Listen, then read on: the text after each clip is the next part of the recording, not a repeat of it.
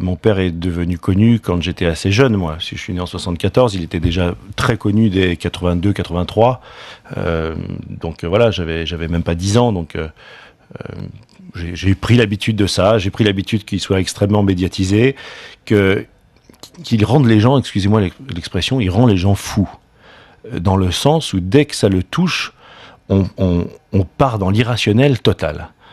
Dans la façon de se comporter, en bien et en mal d'ailleurs, hein, parce qu'on reçoit aussi Vous recevez des gens des lettres de soutien. Des lettres de soutien. Non, mais il y en a qui même... on a eu un jour une femme qui expliquait que sa vie, elle allait la faire avec lui, qui venait avec sa valise s'installer rue des Saints-Pères et qui faisait des lettres d'amour. Bon, on a eu de tout. Il rend les gens un peu fous. C'est comme ça, j'ai pris l'habitude. Il y a aussi la famille Tapie qui est très unie, sa femme. C'est vraiment tous derrière Bernard ?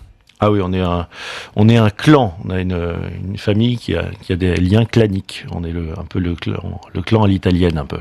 Ouais. Et vous n'avez jamais remis en cause finalement ce que pouvait faire ou dire votre père en disant là il déconne, non, là, c'est bizarre.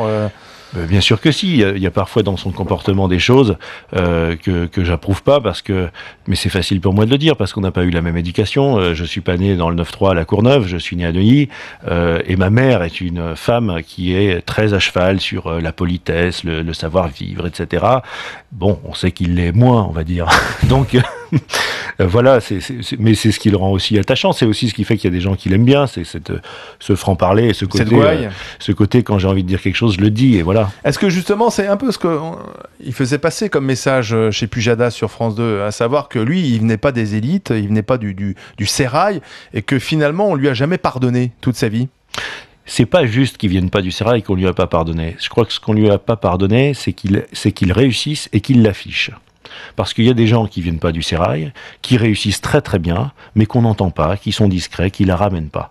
Et dans ce pays-ci, déjà que la réussite est souvent pas supportable, si en plus elle s'accompagne de « regardez comme je réussis », là ça devient encore plus insupportable. C'est vrai que le jour où il est rentré en politique, il a signé son arrêt de mort en quelque sorte.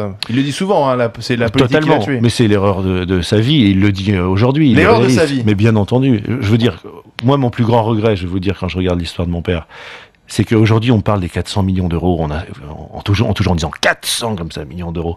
Mais Adidas vaut 17 milliards d'euros. Il en avait 100%.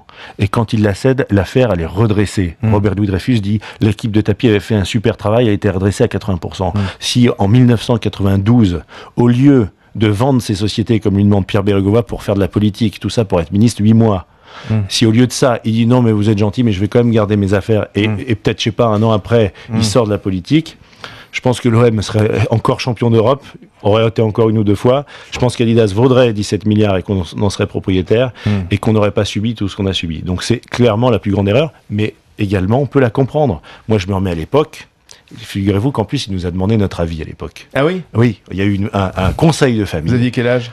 Eh ben, c'était en 1992, donc j'avais 18 ans. Ouais. Il y a eu un conseil de famille et il m'a dit voilà, on me donne le choix, c'est où je rentre ministre, mais j'abandonne les affaires, ou je reste dans les affaires. Moi, j'ai une folle envie d'être ministre, mais je dois vous dire, je largue tout, je fais tout, que ça. Qu'est-ce qu'on fait? Et nous, on lui a tous dit, bah, on voit bien que tu as envie de ça, voilà, si c'est ça dont tu as envie, fais-le. Et je le comprends parce qu'il n'y a rien de plus noble que la politique. Je veux dire que les affaires, c'est sympa, mais enfin, ce qu'on fait, c'est pour soi avant tout. La politique, c'est ce qu'on fait pour les autres. Et pourtant,